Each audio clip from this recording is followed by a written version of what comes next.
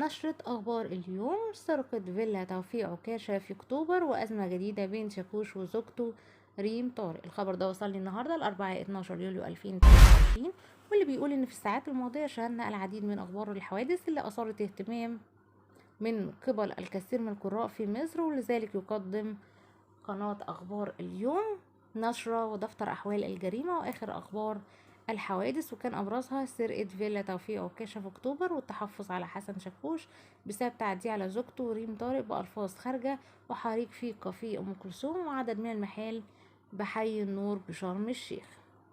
تعرض الإعلامي توفيق عكاشة لسرقة الفيلا المملوكة له في أحد الكومباوندات الخاصة بمنطقة 6 أكتوبر، وحرر محضرا في قسم الشرطة، وتواصل مع القاهرة 24 هاتفيا مع الإعلامي توفيق عكاشة، اللي أوضح في تصريحات خاصة تعرضه لسرقة جميع محتويات الفيلا المملوكة له. وقال الإعلامي توفيق عكاشة: كل محتويات الفيلا اتسرقت وبحرر محضر دلوقتي. وتلقى قسم شرطة أكتوبر بلاغا من الإعلامي بأنه اتفاجئ بتعرض فيلته لسرقة كل محتوياتها ومتعلقاته بداخلها. بالنسبة للتحفظ على حسن شاكوش بسبب تعديه على زوجته ريم طارق بألفاظ خارجة، قال فهد مرزوق دفاع ريم طارق زوجة حسن شاكوش إن الجهات المعنية تحفظت على مطرب المهرجانات حسن شاكوش بسبب تعديه على زوجته ريم طارق أثناء تنفيذ قرار الجهات التحرير بتمكينها من مسكنها بأحد الكومباوندات الخاصة. وأوضح فهد مرزوق محامي ريم طارق زوجة المطرب حسن شاكوش في تصريحات خاصة للقاهرة 24 إن مطرب المهرجانات تعدى بالسب والقذف والألفاظ الخارجة على زوجته ريم طارق خلال تنفيذ قرار جهات التحقيق بالتمكين من مسكن الزوجية. ومن جانبه نفى محمد أبو العلا محامي مطرب المهرجانات حسن شاكوش القبض عليه خلال تنفيذ قرار التمكين من مسكن الزوجية بعد الحصول عليه من جهات التحقيق. وظهر المطرب في بث على صفحته مساء الثلاثاء ينفي أنباء التحفظ عليه. جارها قتلها لسرقة ذهبها، وتم ضبط المتهم بقتل فؤادة في البحيرة.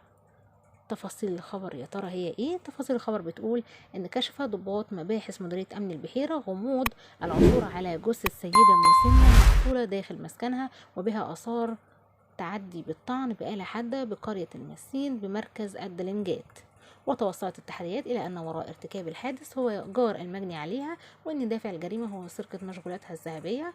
ويتلقى اللواء أحمد خلف مدير أمن البحيرة اختارا من العميد عمرو هندي مأمور مركز شرطة الدلنجات بالعثور على جثة سيدة مسنة تدعى فؤادة ميم كاف داخل مسكنها وبها آثار تعديات من آلة حادة في قرية المسين التابعة بنطاق المركز. وتحرر المحضر اللازم وتم وضع الجثة تحت تصرف النيابة العامة، وقررت التحري عن الواقعة. وانتقل المستشار أحمد عمار وكيل نيابة كوم حمادة لمعاينة مركز الجريمة في التحقيقات التي تجريها نيابة كوم حمادة برئاسة المستشار إسلام الضماطي مدير نيابة الدلنجات، والذي قرر عرض الجثمان على الطب الشرعي وتكليف مباحث مركز شرطة الدلنجات بعمل التحريات حول الحادث. وتم تشكيل فريق بحث من ضباط إدارة البحث الجنائي بمديرية أمن البحيرة. وتوصلت التحريات إلى أن وراء ارتكاب تلك الواقعة شخصا يدعى محمد صاد جار المجني عليها لسرقة المشغولات الذهبية الخاصة بها، وأنه قام بالتسلل إلى المنزل لعلمه أنها تقيم بمفردها، وانتبهت إليه المجني عليها فقام بضربها بآلة حادة حتى فارقت الحياة، وأخذ المشغولات الذهبية وفر هاربا وتم ضبطه والمسروقات.